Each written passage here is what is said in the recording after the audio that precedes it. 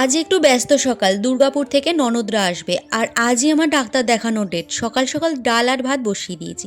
ঘড়িতে এখন সময় ওই 8টার মতো বাজে। তোমরা অনেকেই জানতে চাও যে আমার আসলে কি হয়েছে। কি বলো তো, বিয়ের পর থেকে না এমন কোনো মাস যায়নি যে আমার শরীর থেকে রক্ত পরীক্ষা নিরীক্ষা চলেনি। তো এমন একটা জায়গায় চলে গেছে যেখানে 100টা মেয়ের মধ্যে না এখন 90টা মেয়ের শরীরে কিছু না কিছু সমস্যা আছে। আর তোমরা তো জানো যে আমার পিসিওএস আছে। ডাক্তারবাবু পরিষ্কার বলে দিয়েছে যে লাইফস্টাইল মডিফিকেশান দরকার। সংসারে কাজ করতে গিয়ে না টাইম মতো খাওয়া দাওয়াটাই হয়ে ওঠে না।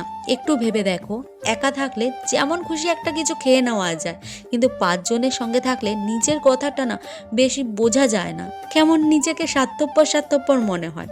সেই দিন পিসিবাড়ি থেকে ফেরার সময় হাতে বানানো বড়ি দিয়েছিল, আজ ওটা সব সবজির সাথে রান্না করলাম পালং শাক। বর পনির আনতে গেছে। আর 3-4 জনের রান্না না আমাদের এই কড়াইটায় ভালোভাবে হয়ে যায়। তো 8-10 জনের জন্য রান্না করতে একটু অসুবিধে হচ্ছে, তাই কড়াইটা আবার পাল্টে নিলাম। আর আমি আজকে একটু বেগুনি বানাবো বলে সব রেডিও করে নিয়েছি। আর এভাবেই চলছে আমার এক একটা দিন।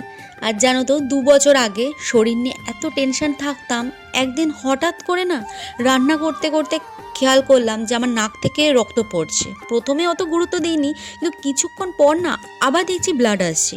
তো ভয় পেয়ে তো আমি ডাক্তার দেখাতে যাই। তো চেক করার পর দেখা যাচ্ছে প্রেশার খুব হাই। তার সাথে সাথে ইঞ্জেকশন দিল আর কিছু বললো অতিরিক্ত স্ট্রেস থেকে এইগুলো হচ্ছে, ধ্যান মেডিটেশন সব কিছু চলবে। তখন আমার জীবনে একটা ছোট্ট সিদ্ধান্ত কিন্তু একটা অনেক বড় পরিবর্তন আনে। আমি বাগান করা শুরু করলাম ছাদে। প্রথম একটু হাঁপাতাম, কষ্ট হতো, শরীর সায় দিত না একদমই। কিন্তু ধীরে ধীরে 1 বছর পর আমার জীবনে একটা মিরাক্কেল ঘটলো। রিসেন্টলি আমি সব পরীক্ষা নিরীক্ষা আবার করালাম। এইবার দেখলাম, বিশ্বাস করো, সব রিপোর্ট ভালো হয়ে গেল। আর আজ আইইউএই পরীক্ষার জন্য কল্যাণী এমসে এসছি। আর এই শীতে আমি মন দিয়ে স্কিন কেয়ার করেছি, আর স্কিনটা এত সুন্দর গ্লো এসছে না, নিজেরই দেখে ভালো লাগছে। এরপর বাড়িতে ফিরে স্নান খাওয়া দাওয়া করে সন্ধেবেলায় বাড়ির সবার জন্য চা বানালাম। কি বলতো, শীতের সন্ধ্যায় এইভাবে বাড়িতে সবার সাথে বসে আড্ডা দিতে কিন্তু বেশ ভালো লাগে। সবাই গল্প করছিল আর আমি ওইদিকে রান্নাঘরে গিয়ে আটা মাখছিলাম।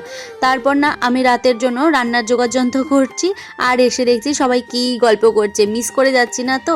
আর এদিকে আজ রাতে আলু ভাজা করেছি। তো বন্ধুরা, আজকের ভিডিও এই পর্যন্তই। যদি ভালো লাগে প্লিজ একটা লাইক কমেন্ট শেয়ার করে দিই। চলো টাটা, তোমাদের সাথে দেখা হবে নেক্সট ভিডিওতে। Love you all.